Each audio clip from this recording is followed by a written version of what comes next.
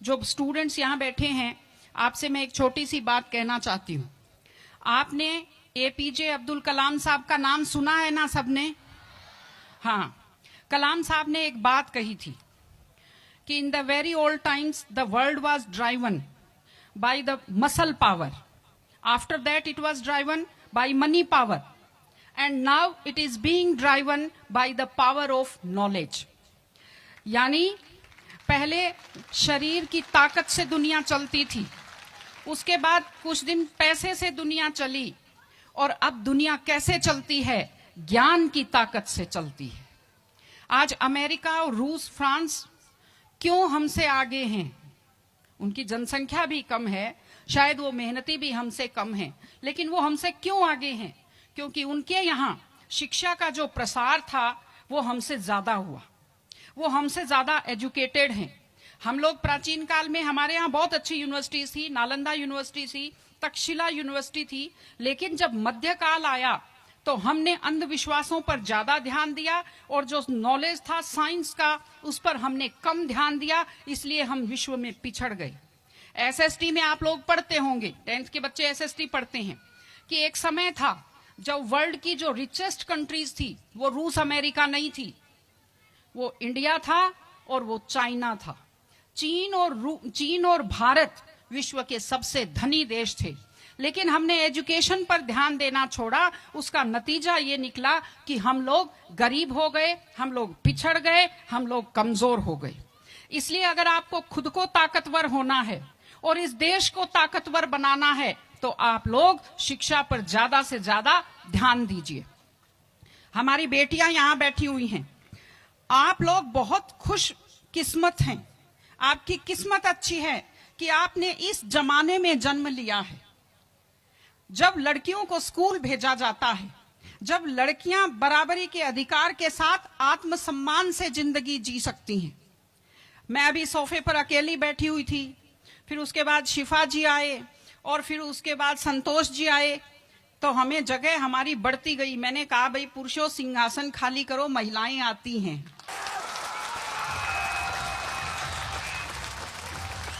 तो आप लोग बहुत खुशकिस्मत हैं। आपकी दादी नानी कितना मेहनत करती थी, सांस नहीं ले पाती थी खुलकर, घूंघट से चेहरा ढककर रखना पड़ता था, जोर से बोल नहीं पाती थी, कानाफूसी में बात करती थी, और आप कितने सम्मान के साथ अपना बैग लेकर के पूरे विश्वास से आप स्कूल आते हो। बहुत खुशकिस्मती की आपके लिए बात है, आपको इसका फायदा उठाना चाहिए।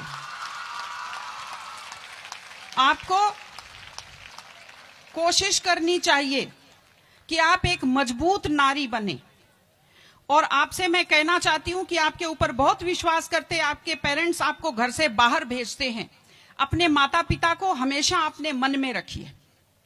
दूसरी चीज आप बच्चों से जो कहना चाहती हूँ, आजकल क्या है, पहले तो घर में बहुत सारे बच्चे होते थे, संयुक्त परिवार होता था, चलते ही कोई सिर में थप्पड़ मार देता था, बच्चों को बुरा नहीं लगता था, टीचर्स की मार खाते रहते थे, हंसते रहते थे।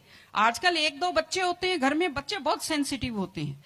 आप लोगों को जब आपके माता पिता टोकते हैं, आपके टीचर्स टोकते हैं, आपको बुरा लगता है। आपको बुरा नहीं लगना चाहिए, क्योंकि ये वो लोग हैं जो आपकी चिंता करते हैं। मैं आपको एक छोटा सा किस्सा सुनाऊंगी। एक गाय जंगल में चल रही थी, अचानक उसने देखा एक बाघ पीछे दौड़ा। गाय भी भागी जान बचाने के लिए, सामने दलदल था, वो दलदल में थोड़ा चली, वो दलदल में फंस गई। बाघ भी पीछा करता हुआ आया, वो भी दलदल में फंस गया, लेकिन गाय से थोड़ी दूरी पर था, चल नहीं पाया। तो गाय हंसी और उसने बाघ से कहा, बाघ तू तो गया, तू मरेगा। तो बाघ ने कहा, तुम क्या हंस रही हो, तुम भी तो मरोगी दलदल में। उसने कहा, मैं नहीं मरूंगी, देखना।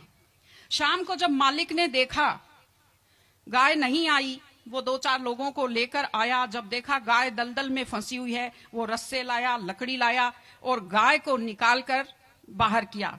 तो गाय ने बाघ को कहा, बाघ तुझे कोई नहीं निकालेगा, मैंने कहा था ना, जिसको संभालने वाले होते हैं वो दलदल में फंसकर नहीं मरता। आपके जो टीचर्स हैं, आपके टीचर्स और आपके पेरेंट्स आपको संभालने वाले हैं। अगर आप उनकी बात मानेंगे, आप डांट के पीछे छुपी हुई उनकी चिंता को आप समझेंगे तो आप बुराइयों के और गलतियों के दलदल में कभी नहीं फंसेंगे।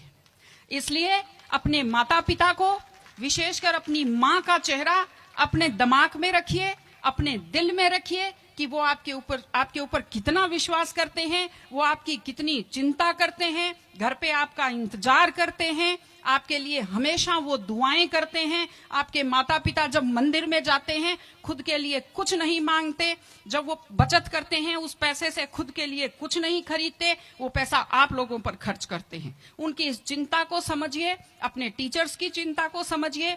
मैं आप सबको बहुत शुभकामनाएं देती हूं कि आप लोग, आपकी बुद्धि तीव्र हो, आपका मन बहुत समृद्ध हो, आपका हृदय बहुत संवेदनशील हो।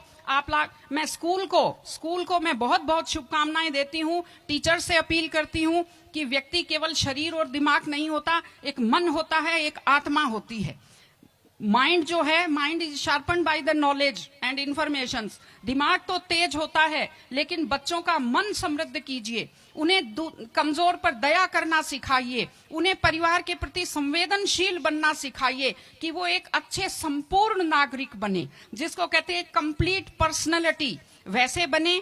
मैं स्कूल को, आप सब बच्चों को, आपको ढेर सारी शुभकामनाएं देती हूं। आप अच्छे व्यक्तित्व बने, आप अच्छे नागरिक बने, एक मजबूत परिवार का, मजबूत देश का और एक अच्छे समाज का आप निर्माण करें।